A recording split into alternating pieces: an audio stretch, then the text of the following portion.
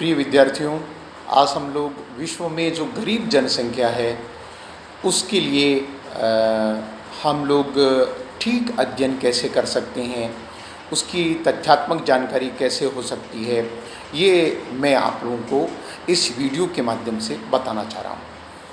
विश्व में इस समय अगर तथ्यात्मक दृष्टि से देखें तो 1.9 डॉलर से प्रतिदिन जिसकी कम आय है, ऐसे व्यक्ति गरीबी रेखा से नीचे जीवन यापन कर रहे हैं। उसमें वर्तमान में लगभग 8.6% लोग गरीब हैं। 1990 में 36% लोग गरीब थे और 2015 में 10% लोग गरीब थे। यानी गरीबी का जो आंकड़ा है वो धीरे धीरे कम हो रहा है। परंतु 2019 में कोविड के कारण पूरे विश्व में यह समस्या पैदा हो गई और वर्तमान में भी कोविड जारी है। इसके कारण विश्व बैंक के अनुमान के अनुसार गरीबों की जनसंख्या बढ़ रही है, ऐसा विश्व बैंक मान रहा है। यानी लोगों की रोज़गार ख़त्म हो रहे हैं और ऐसा 3 से 7% रोज़गार ख़त्म होने की संभावना है, अर्थात बेरोज़गारी का प्रतिशत बढ़ सकता है, अनुमान ऐसा लगाया जा रहा है। आगे हम बातचीत करें तो विश्व में जो गरीबी है वो सबसे ज़्यादा अफ्रीका महाद्वीप में है और उसमें भी नाइजर देश ऐसा है जहाँ पर अत्यधिक गरीबी है। विश्व का सबसे गरीब देश जो है वह नाइजर है। नाइजर की जो गरीबी रैंक है वो 187वां राष्ट्र है। वर्तमान में भारत में कितनी गरीबी है इस बारे में भी ठीक जानकारी हम लोगों को रखना चाहिए। 2018 के अनुसार भारत में 21% लोग लगभग गरीब हैं। विशेष तौर से जो बहुत गरीब हैं इनका प्रतिशत 6.7% के आसपास है। जो 32 रुपये भी प्रतिदिन नहीं कमा रहे हैं, ऐसे गरीबी का प्रतिशत बहुत कम है, परंतु गरीब हमारे देश में अभी भी है, हमें विचार करना चाहिए। वर्तमान में भारत में मध्य प्रदेश का अलीराजपुर जो ज़िला है वह बहुत गरीब ज़िला है। वहाँ की 76% जनसंख्या अत्यंत गरीब है।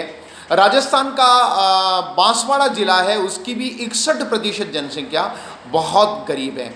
हमें विचार करना चाहिए कि हमारे देश में ये दोनों ही ज़िले जहाँ की आबादी का प्रतिशत 85 से 90% एसटी बहुल है और उस दोनों जिलों में वन संपदा अत्यधिक है, फिर भी ये क्षेत्र गरीब हैं। इस पर हम सबको विचार करना चाहिए। राजस्थान सरकार, मध्य प्रदेश सरकार को भी इस पर विचार करना चाहिए। हम लोग आगे बढ़ते हैं तो ध्यान में करेंगे कि भारतवर्ष में ऐसे कौन से 5 राज्य हैं जहां अत्यंत गरीबी का प्रतिशत ज़्यादा है। तो उसमें पहला राज्य है झारखंड। झारखंड में 36% से भी अधिक लोग गरीब हैं। 36 से 37% के मध्य में गरीब हैं। मणिपुर में 36.5% है, अरुणाचल में 35% है, बिहार में 35% है और उड़ीसा में 32 से 33% लोग गरीब हैं।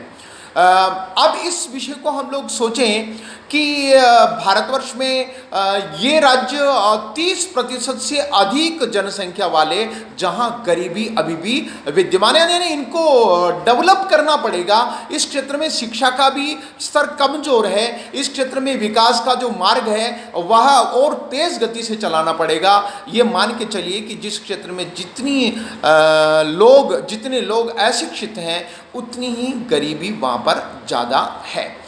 दक्षिणी एशिया में जहां हम लोग भारत और भारत के निकटवर्ती देश जहां हैं, उनमें अफगानिस्तान और पाकिस्तान सबसे ज़्यादा गरीब देश हैं और दोनों में ही अशिक्षा का प्रसार बहुत अधिक माध्यम है। हमारे पास में जो महत्वपूर्ण क्षेत्र हैं वो है दक्षिणी पूर्वी एशिया।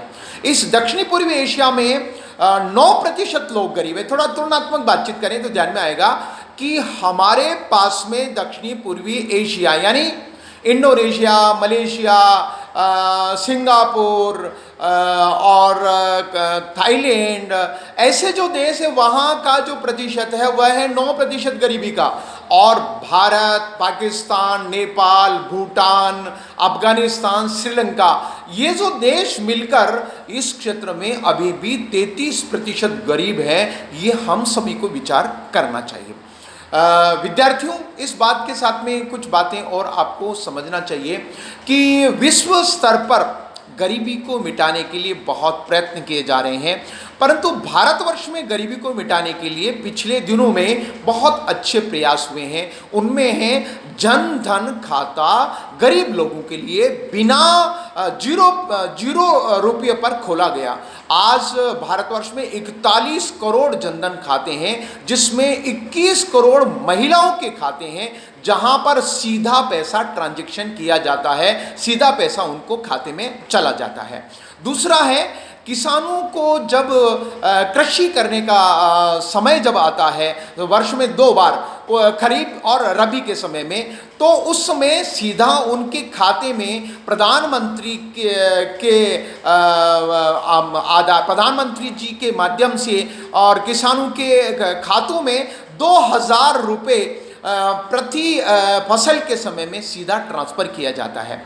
तीसरी महत्वपूर्ण बात है वो ये है कि अधिकतम लोगों को, भारत के लगभग 80% लोगों को पिछले 5-6 और महीनों में सीधा मतलब उनको प्रति व्यक्ति 5 किलो अनाज दिया जा रहा है, जिससे इस कोविड के संकट में उनको समस्या से दूरी मिल सके।